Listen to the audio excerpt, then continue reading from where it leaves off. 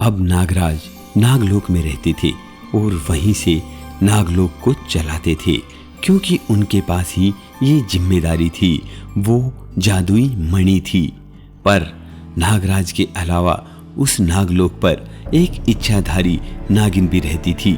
वो नागलोक के सभी नागों को अपने वश में कर लेती, उनसे लड़ाई करती और उन्हें कैद कर लेती थी। उन्हें कैद करने से उस इच्छाधारी नागिन की शक्तियां बढ़ती जा रही थी और इसी कारण नागराज भी काफी चिंतित थे। मुझे लगता है वो इच्छाधारी नागिन ऐसे ही अगर अपनी शक्तियों को बढ़ाती रही तो एक दिन वो नागलोक पर कब्जा कर लेगी। हमें कुछ करना पड़ेगा। हाँ स्वामी, आप सही कहते हो, हमें कुछ ना कुछ तो करना ही पड़ेगा। पर इन सब में हम अपने बच्चों को खतरे में नहीं डाल सकते।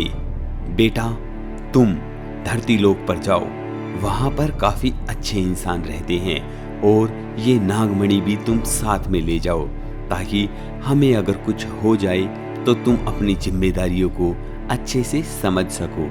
जैसी आपकी आज्ञा पिताजी, मैं धरती लोक पर चला जाता हूँ। ऐसा कहते हुए वो नागराज का पुत्र धरती लोक पर आ जाता है। इधर इच्छाधारी नागिन नागराज से लड़ने के लिए आ जाती है। इच्छाधारी नागिन की शक्तियां काफी बढ़ चुकी थी। नागराज और उस इच्छाधारी नागिन के बीच में लड़ाई होती है। इच्छाधारी नागिन अपनी शक्तियों से नागराज को और उसकी पत्नी को हरा देती है और एक बोतल में कैद कर लेती है। इच्छाधारी नागिन देख लेती है कि नागराज का पुत्र धरती लोक पर गया है मणि लेकर। अब उसे मणि चाहिए थी ताकि उसे नागलोक का सिंहासन मिल सके। तो तुमने अपने पुत्र को धरती लोक पर भेज दिया है। कोई बात नहीं, मैं उसके पीछे जाती हूँ और नागमणि लेके आती हूँ। वो भी मेरा कैदी बन जाएगा। ऐसा कहते हुए वो इच्छाधारी नागिन धरती लोक पर चली जाती है। इधर नागराज का पुत्र एक खाली जगह देखकर वहां पर बिल बनाकर रहने लग जाता है। यहाँ धरती लोक पर वो जमीन एक गरीब किसान की थी, तो वो बेचारा खूब सारी मेहनत किया करता, पर वो जमीन बिल्कुल बंजर पड़ी थी। ओहो मेरा भाग्य, कितने दिन हो गए मैं इस धरती पर इतनी मेहनत करता हूँ, पर यहाँ पर फसल उगने का नाम ही नहीं ले रही है। आखिर मेरा क्या होगा? ऐसे तो मैं मर ही जाऊंगा। तभी वो किसान देखता है कि उसके खेत में एक बिल बना हुआ है। ये क्या?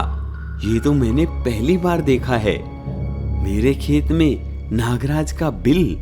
इसका मतलब नागराज मुझसे नाराज हैं, इसीलिए मेरे खेत में कुछ नहीं होता है। मुझे कुछ करना चाहिए। ऐसा सोचते हुए वो किसान अपने घर के अंदर जाता है और वहां से दूध लाकर बिल के बाहर रख देता है और वहां से चला जाता है। उस दूध को देखकर नागराज बिल से बाहर आते हैं, दूध को पीते हैं और वहां से चले जाते हैं। किसान अगले दिन जब वहां पर आता है तो वो देखता है कि जिस बर्तन में उसने दूध दिया था वहां पर सोने के सिक्के रखे हुए हैं। नागराज मेरे से खुश हो गए, इसीलिए उन्होंने मुझे ये सिक्के दिए हैं। धन्यवाद नागराज, अब मुझे मरने की जरूरत नहीं है। अब मुझे मरने की जरूरत नहीं है। ऐसा कहते हुए किसान सोने के सिक्कों को उठा लेता है और उस बर्तन में दोबारा से दूध डाल देता है। अब उसका रोजाना का काम था नागराज को दूध पिलाना, और इधर नागराज रोजाना उसे कभी सोने के सिक्के देते तो कभी चांदी के सिक्के देते, तो कभी कभी खाने की वस्तुएं भी दे दिया करते थे। किसान इन सब चीजों से काफी अमीर हो गया था। इधर इच्छाधारी नागिन उस मणि वाले नाग को ढूंढते हुए फिरती रहती है, पर धरती लोक पर आकर इच्छाधारी नागिन की शक्तियां खत्म हो गई थी। इस कारण वो उसे अपनी शक्तियों से नहीं देख सकती थी। पर एक दिन इच्छाधारी नागिन खड़ी होकर सुन रही थी। तभी किसान की पत्नी ने कहा, ए जी सुनते हो, ये नागराज हमें कभी चांदी के सिक्के देते हैं तो कभी सोने के सिक्के देते हैं और कई बार तो सिर्फ खाने की चीजों में ही बहला देते हैं। हमारा तो बहुत नुकसान हो जाता है ना जिस दिन ये हमें खाने की चीजें दे या चांदी के सिक्के दे। ऐसा नहीं हो सकता कि नागराज हमें रोजाना सोने के ही सिक्के दे। इनके पास तो वैसे भी बहुत बड़ा खजाना है ना। अरे भाग्यवान, आज हम जिंदा हैं और जैसे भी बैठे हैं इतने अमीर बन गए हैं तो अपने नागराज की वजह से ही तो है। जितना मिले उसमें सब्र करना चाहिए। ए जी आप भी है ना, फायदे की बात आपके दिमाग में ही नहीं बैठती। अरे कुछ फायदा नुकसान नहीं होता पगली, ये सोच जितना मिला है उतना काफी है। और अब मैं बाजार जा रहा हूँ बच्चों के लिए कुछ लेने के लिए। तू ऐसा कर, नागराज को दूध पिला दे। ऐसा कहते हुए किसान वहां से चला जाता है, अपनी पत्नी को नागराज को दूध पिलाने का काम देकर। ये सब बातें इच्छाधारी नागिन सुन रही थी। वो जान चुकी थी कि किसान की पत्नी लालची है और इस पर उसकी शक्तियां काम कर जाएंगी। इसलिए इच्छाधारी नागिन किसान की पत्नी के अंदर घुस जाती है और उसे अपने वश में कर लेती है। और उसके बाद में वो बिल के पास जाती है और नागराज को पुकारती है। हे नागराज, आपने आज तक कभी हमें दर्शन नहीं दिए।